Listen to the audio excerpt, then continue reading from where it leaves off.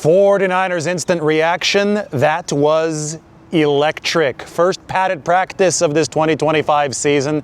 It did not let us down. From Brock Purdy on down to Mykel Williams, the 49ers star players or their early round draft picks made a lot of noise, a lot of big plays. Let's have a look at some of the highlights, beginning with CJ West. Why do I begin with CJ West, the rookie out of Indiana? Because he absolutely wrecked one-on-one drills, which we're not allowed to film, but we can start with West and Collins in this reel. I'll tell you a little bit more about West's wins. He went 5 for 5 in wins in those one-on-one drills and was powerful doing it. You could see Brock Purdy handing off to Christian McCaffrey, back in full uniform for both of those guys. Both new fathers. Congratulations to both Brock and Christian. There's Ricky Pearsall, who made a nice catch today, sliding over the middle of the field on a nice pass from Brock Purdy that just got around Fred Warner, who, by the way, also made a play. Jordan Watkins, the rookie, number 17. You could see he fills out his pads quite nicely. There's a look at Russell Gage. Oops, was not able to hold that one. Russell Gage has the most catches so far out of any receiver in 49ers training camp. 83 is Tariq Owens, that's T.O.'s son. And then here's Junior Bergen, who made a nice catch during team drills for the 49ers today, the 49ers 7th round pick. We got to look at Bryce Huff's quickness. I think this is going to be a good pass rush this year, guys. Just wait till I tell you a little bit more about what the rookies were able to accomplish today. That's Robert Beal, number 51. He's going to be fighting for a spot on this team after the 49ers added a whole bunch of young talent to the defensive line. And, of course, we've got Mykel Williams. I saved some of the best for last because Mykel today, you could see the 49ers lining up here for one-on-ones, offensive line against defensive line, good stuff. Mykel today, though, once team drills started, he destabilized Trent Williams a couple times.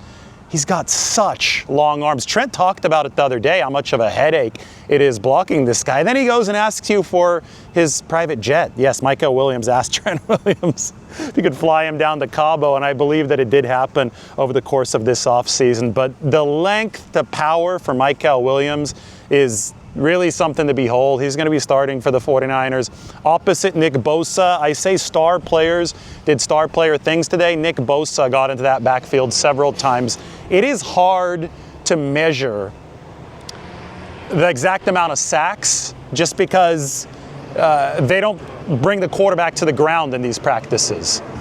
But Nick Bosa was in that backfield frequently. Sometimes Brock Purdy used his very, very quick legs to get away from Nick Bosa. We know that Purdy's got that short area burst. Sometimes he wasn't quite able to get away from him. Obviously, nothing happened to Purdy because you're not throwing the quarterback to the ground, but I think it is safe to say that the 49ers have some exciting talent up front. It obviously starts with the All-Pro Bosa, but CJ West, I mean, we've got to get right to the one-on-one performance today. It obviously starts with Nick Bosa and continues with the first-round pick, Mykel Williams, but CJ West, his 5 one-on-ones. First, he overpowered Drake Nugent. Then he overpowered Zach Johnson.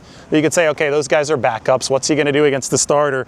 So I was looking at my chops to see this against Dominic Pooney. CJ West, 99 against the 49ers second-year lineman who was so good at that right guard position last year, and he completely put Dominic Pooney on skates. Just came in with that bull rush, that bull rush combined with violent hands. That's a very, very lethal combination, and CJ West will develop more polish over time. The fact that we know this guy is a run stopper coming out of Indiana, but he's clearly able to rush the passer in one-on-one situations just with his natural gifts and his natural strength. It's a really, really good sign. You know, I talk about moves, some more polish. The next time he was up there, he was going up against Drew Moss, the undrafted free agent out of Colorado State, and CJ West used a little swim move to get past Drew Moss, and finally he beat the rookie Connor Colby on his last rep of one-on-one. So he went 5-0 today in his first one-on-ones. They don't start doing those until the pads come on. Very first rep of one-on-ones today, Trent Williams against Nick Bosa, and Trent got the best of Nick in that. And then we didn't see Trent Williams and Nick Bosa in any more one-on-one reps. We saw him in team drills where I thought that Nick Bosa had the better day, but don't worry, Trent still has it. He actually texted Kyle Shanahan about a week or two ago a video of him executing a vertical jump in his off-season training. And Shanahan's like, wait, isn't this guy 37 years old and he's still jumping out of the gym? I mean, so Trent's a little bit lighter this year. He's going to go to war in these practices against Nick Bosa. We know that it helps sharpen his game. It's one thing that Trent wasn't able to do last season because he held out. And that might have affected him at the start of the year where he was cramping early on. He didn't quite have his endurance. So I think that Trent is going to be much more prepared to be at peak strength week 1 of this season. All right, let's continue going through everything that happened. George Kittle early on, 75-yard touchdown catch. I talk about big players making star player plays. Well, a little out pattern coming off of the play action. Purdy found George Kittle, broke a tackle, cut inside, and then he showed off that tremendous speed that he still has, even as he enters year 9. That brought a big cheer from the crowd. The highlight play from Fred Warner, 49ers sent Warner on a blitz. 3rd down, they move the ball for the first time today with pads on. Fred Warner jumps high into the air when he sees that Purdy's about to throw. Both arms outstretched, bats the pass down. Big PBU for Fred Warner. Talk to Robert Saleh about him. This was really good intel from Saleh. Saleh says that he remembers in 2019, Halloween night, remember when the 49ers won that shootout against the Cardinals? Saleh says that he put too much on Fred Warner's plate because the guy, I mean, he said he has a computer brain. Fred Warner's a genius when it comes to the sport of football. So Saleh kept on loading more and more onto Fred Warner's plate throughout 2018 and 2019 when, by that Arizona game, which was in October 31st, Halloween, he finally overloaded Fred Warner. And the 49ers defense struggled in that game. And Saleh realized, hey, everybody has the limit. I have to make sure that I install the plays and I do my job as such so that my players can always play fast. And ever since then, I think it's been All-Pro Fred. Remember Richard Sherman coined the term All-Pro Fred in those interviews following the 2019 season. Anyway, fast forward now, Fred Warner is back with Robert Saleh, and I do wonder if Saleh is going to be blitzing with him a little bit more. Why? Because Jason Pinnock, another player who's going to be starting for the 49ers, he made a couple plays today. He's the safety they picked up. One of the best things that Jason Pinnock does is blitz effectively. Robert Saleh talked about it today. He was with Saleh in New York. They cut him as a rookie. Jason Pinnock went to Wink Martindale, who's the defensive coordinator of the New York Giants, and Martindale built up his confidence. We know Martindale's all out blitzing, and Pinnock had the highest PFF blitz grade of any safety in the league.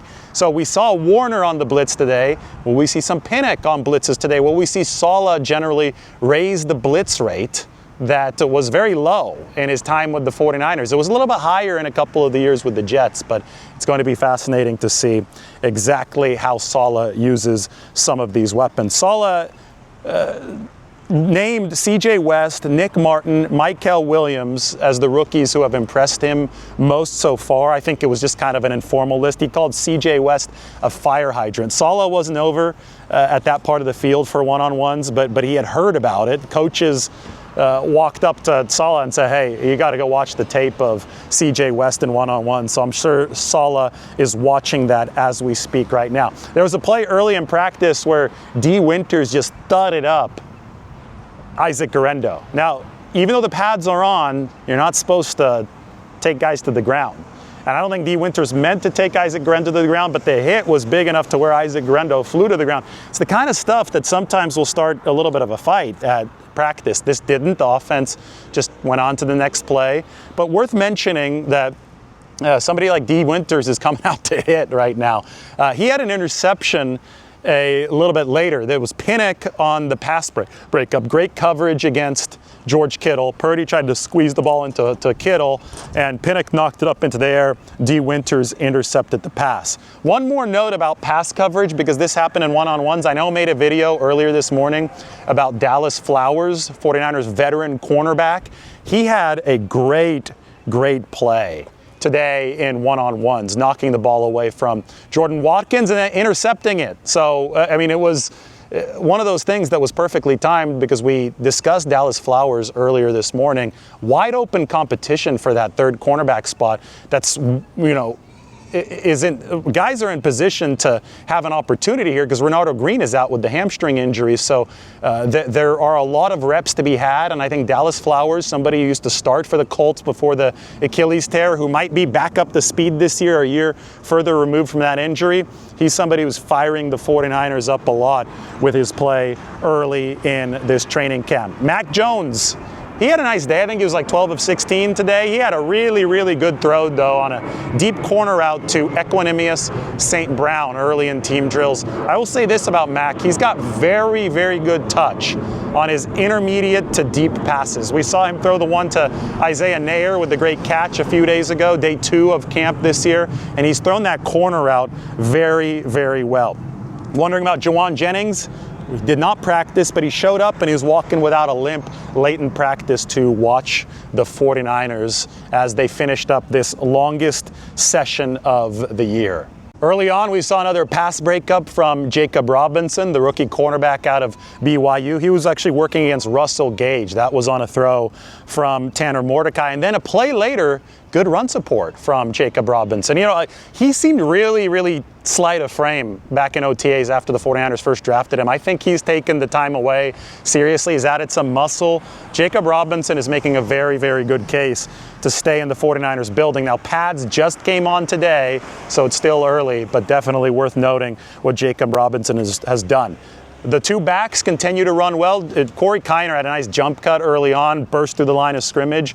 Again, preseason games important for the running backs because there they can actually break tackles. If you can't tackle to the ground, then the running backs can't break tackles. So I'm going to reserve judgment on some of the running abilities, although I will say that Jordan James, he caught a deep pass today. He got past Stone Blanton. Stone Blanton, the undrafted free agent running back, undrafted free agent linebacker, had a tough time keeping up with Jordan James on one of the deeper passes.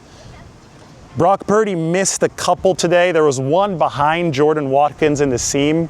Always hard to know at these training camp practices, especially if a rookie's involved, if he's just getting used to some of the depth. Is this on the quarterback? Is it on the rookie?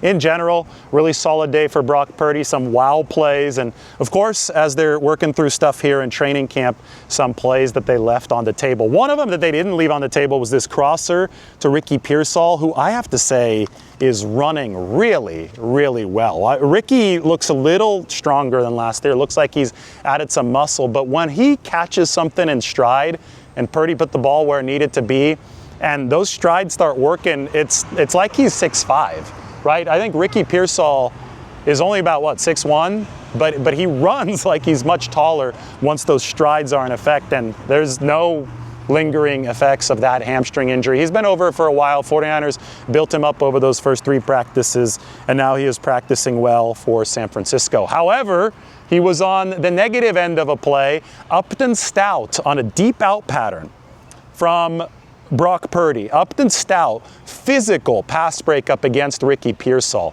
And Upton, he's in that cornerback conversation. He's the 3rd round pick out of Western Kentucky. He might be 5'8", but he plays a lot taller than that. I think the 49ers are really excited about him. Saleh said there's a couple coverage mistakes that Upton Stout has made over the course of the first week or so of training camp, but he's a rookie, and it's just stuff that you've got to get out of your system early on. You would be more alarmed if mistakes weren't made at this point of practice. I talked about the Pinnock and D. Winters combo interception.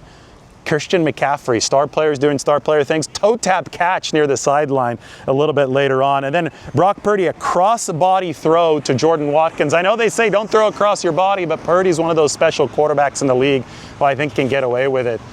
He has the good discernment often to know when he can get away with it, when he can't. I still remember to that game against Jacksonville 2023, 3rd down, first drive, Purdy rolling to his left, and then flipped his hips around, threw across his body, found Brandon Aiyuk for the touchdown. This was the opposite. He was rolling to his right, but then threw back across the field and found Jordan Watkins. DeMarcus Robinson looked surprised. He thought, is that a bad throw to me? No, it was actually a perfect throw to Jordan Watkins. All right, we're almost through the end of the notes of everything that happened in practice today.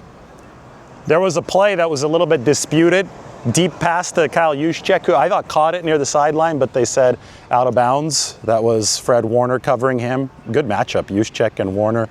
Purdy did overthrow Isaiah Hodgins a little bit later, and then one of the final plays we saw Tariq Owens and Marquise Siegel go at it, with Marquise Siegel notching the pass breakup. That is the 49ers rookie safety. All right, I told you it was a big one. Hit the notification bell, hit the subscribe button.